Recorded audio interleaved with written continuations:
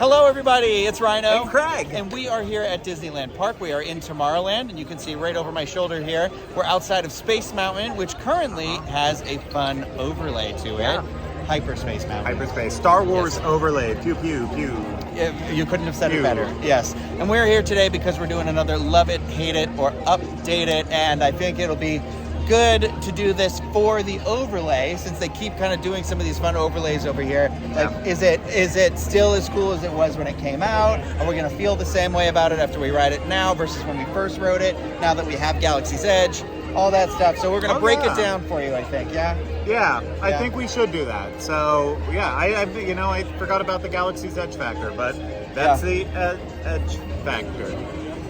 Okay, let's go ride it. Okay, well, before we get in there to ride it, I just want to remind everybody that this and everything that we do here is brought to you by Dreams Unlimited Travel, experts at helping you plan the perfect Disney, Disneyland, Disney Cruise Line, Walt Disney World vacation. When you book with them, it costs you nothing extra on your trip. You help support the channel, all the content that we produce. So check them out, dreamsunlimitedtravel.com. Now, may the force be with us. Let's go on that. Attention pilots, stand by for mission briefing. Pilots, we detected a star destroyer named Jakku. Report for your reconnaissance vessels and make the jump to hyperspace. The 7-7 Squadron will provide support during your survey mission. Reminder for all pilots, these missions can feel like a high-speed roller coaster type ride in the dark, with sharp turns, sudden drops, and stops.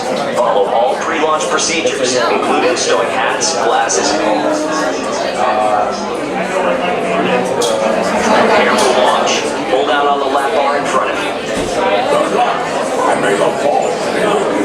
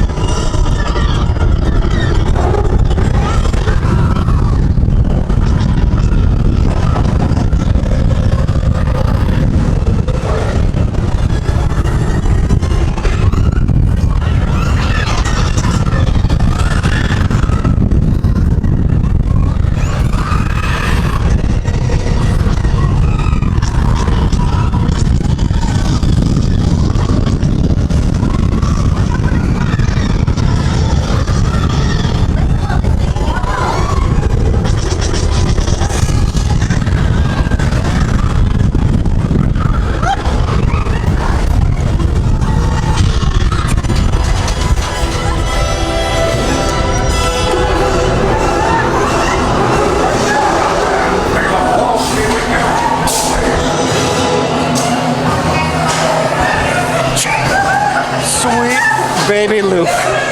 I don't know about you, but whenever I always forget, because we're based in Walt Disney World, how smooth the Disneyland Space Mountain is compared to that. Yeah, I do really appreciate the smoothness of it. I love our Space Mountain because, you know, it's vintage, it's classic, it fits in. But there is no doubt that the ride experience is much better here. Yes, yeah. I love the side-by-side. I love the speakers behind your ears and everything like that. And I don't know, there's just something that always feels so cold. Like I'm cold by the end because you're in space, so that air is just whipping past you. And like, I really enjoy it. Now, you're a fan of it. I'm a fan of space. I'm a fan of mountains and space. Let's talk about the overlay. I feel like we might have experienced maybe a technical issue when we did this. I'm not sure. It wasn't as bad as I think you were making it out to be. You were acting like, oh, take my eyes, but not the shirt. Wouldn't you say that because you're wearing the Life Day shirt? Leave me alone. Okay. No, I didn't think it was as bad as you were making it out to be, but I don't know. I don't know. I feel like there was a couple of scenes where there was definitely lasers before and they weren't working today. But with that said, at least maybe it would have been just minor because we did get to see all like the Star Destroyers and like I don't know. There are so many. They do this really cool thing like right before the drops where like the TIE fighter is right there shooting at you, and then like I don't know. And then when you blast off at the end, when they're like, "We got to get out of here," I think it's just such a good overlay for this attraction. Yeah. Here's the deal. I do like this version of Space Mountain too, and just the regular version of it. But when we had no idea what was going to happen to this Tomorrowland before Galaxy's Edge took over back in the furthest back reaches of the park and stuff, and they're saying maybe Galaxy's Edge could happen in Tomorrowland. This would have been the perfect way to still have a Space Mountain with having Galaxy's Edge as well, and I prefer Hyperspace Mountain over regular Space Mountain. I do too. There's just something about when the music kicks in and you're going up in that launch area and it starts to launch and you're in there. And there is a part of me now, and like I remember kind of thinking this the last time I had done this, however many years ago that was, and being like, wow, this could be the Star Wars ride. Like you are piloting an X-Wing. And that's, I feel like, where they could have done like an X-Wing coaster. Yeah. Would have been fun, Exactly. And I don't know, there was a part of me that was kind of yearning for that toward the end of this ride, where I was like, I want this. Like, I'm jealous. I want this at Disney World. I know. So that's why with this, I say, I love this. I don't want them to update it back to its original I see form. what you did there. Boom. See, I was saying, like, I kind of hope not hope they update it, but if they update it, I would want it to stay like it is, but maybe like it's a new storyline. But even then, it's just such a simple storyline. It's a galactic sort of like the X-Wings versus the Star Destroyers, and I just it's perfect for what it is. Exactly, and that's where I'm like, so I think it's great. I love it. I'd love to hear what people think about it if you've experienced it. Do you think that you'd rather it to be the regular Space Mountain or this? Would you be angry if there was an exact ride built that was just like how this is a layover?